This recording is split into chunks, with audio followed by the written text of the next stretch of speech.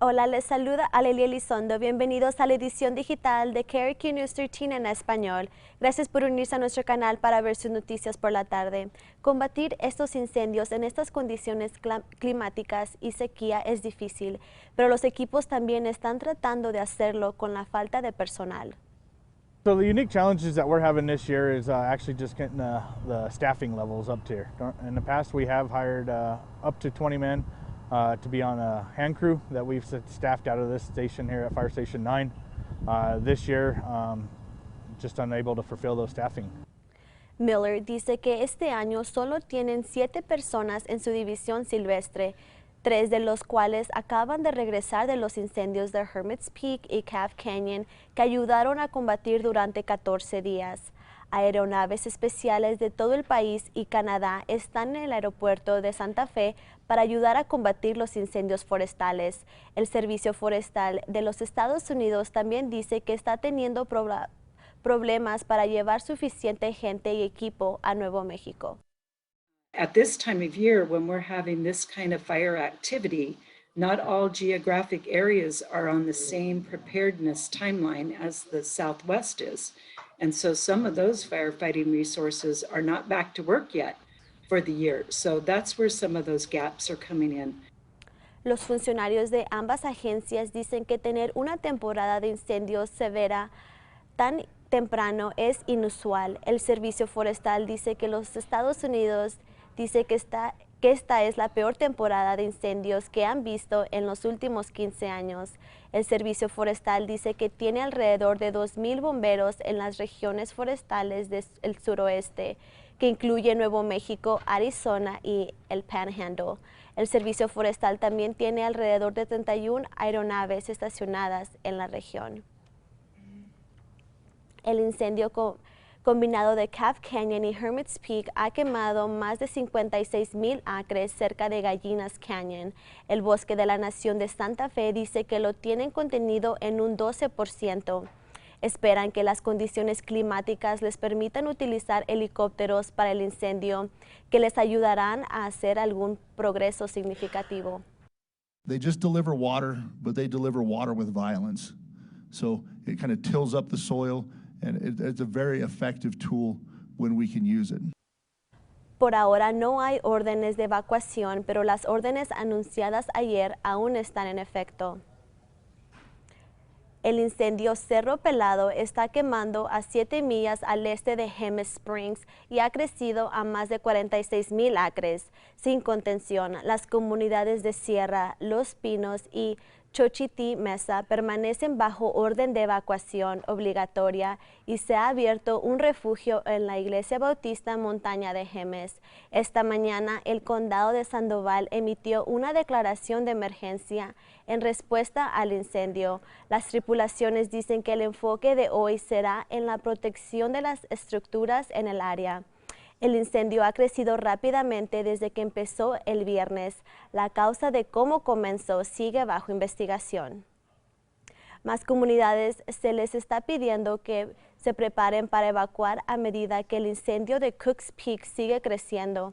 A partir de esta mañana, Rayado, Sweetwater y Sunnyside permanecen bajo orden de evacuación obligatorias. Miami y Philmont Scout Ranch se han movido al estado de posible evacuación y las comunidades de Angel Fire, Black Lake, Hidden Lake y Cimarrón se les ha dicho que que empiecen a prepararse. La carretera estatal 21 permanece cerrada. En el último informe, el incendio de Cooks Peak ha crecido a casi 52,000 acres y está contenido en un 9%. El área del incendio recibió algo de nieve anoche, pero los funcionarios dicen que la humedad ayudará en los esfuerzos de apagar los incendios. El peligro que siga el incendio es alto y se espera más crecimiento en el norte. El Departamento de Policía de Albuquerque está lanzando un nuevo sitio web en honor a la Semana de los Derechos de las Víctimas del Delito. Es una campaña nacional que tiene por objetivo eliminar las barreras para obtener justicia. Hoy la policía de Albuquerque destacó la importancia de defender a las víctimas y sus familias y anunció el lanzamiento de un nuevo sitio web, Siempre Recordando, donde las familias pueden ver fotos de sus seres queridos y el estado de su caso. Se agregarán nuevos casos cada semana.